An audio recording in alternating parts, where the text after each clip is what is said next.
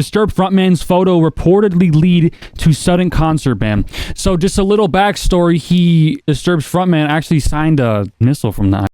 Right? And I don't support that. I don't fuck with that. I don't fuck with like supporting violence and killing people. And I really don't fuck with that, bro. Not gonna lie. Before you run to the comments and call me like a liberal that loves drinking soy and I'm probably more right-leaning than Disturbed's frontman, but I can't support it.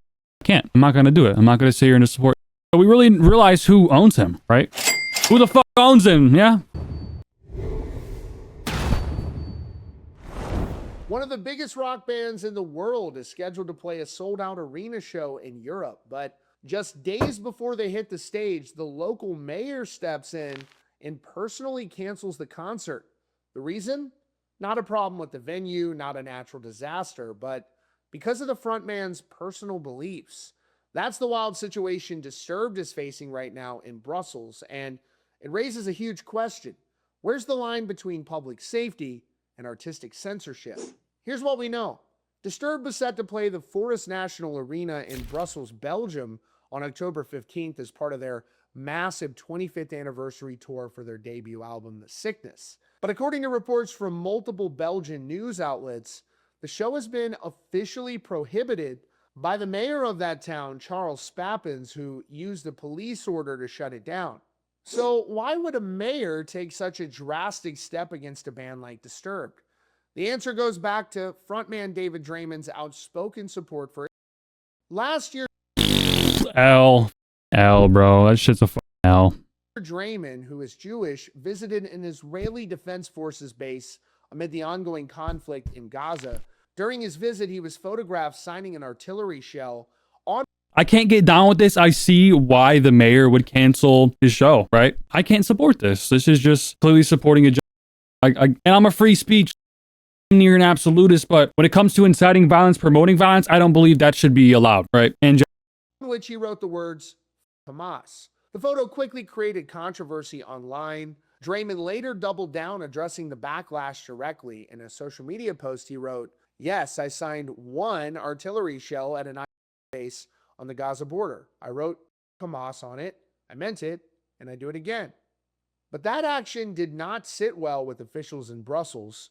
Last month, the mayor told the Brussels Times that he had a moral problem with the concert taking place. He stated, quote, "This is about a man who signed a bomb that was dropped on Gaza. We do not support the presence of this artist, and even less so his position on Gaza." At the time, it seemed like the mayor's hands were tied and the decision was up to the venue and the promoter, Live Nation. But that all changed when several local unions reportedly began organizing protests planned for the night of the show. Faced with the threat of escalating demonstrations, the mayor made his move. Citing security risks, he issued a police order effectively banning the show. According to the Belgian newspaper The Standard, the order was a direct result of the controversy surrounding Draymond and the fear that protests could get out of hand. Now, as of right now, the show is still listed on some ticketing sites, but the official word from the ground in Belgium is that it's not happening due to the mayor's order. So far, neither the band, David Draymond, nor Live Nation have released an official public statement on the cancellation. The show is part of a major European tour with Megadeth, celebrating one of the most iconic albums of the 2000s, and this cancellation marks a pretty significant disruption. So what do you all think about this? This is far from the first time in recent memory that a show has been canceled in Europe. We've seen Marilyn Manson. I mean, I get why the mayor wouldn't want to support someone who supports, bro. Like, I totally understand it, bro. I totally understand it. And we know who he's owned by.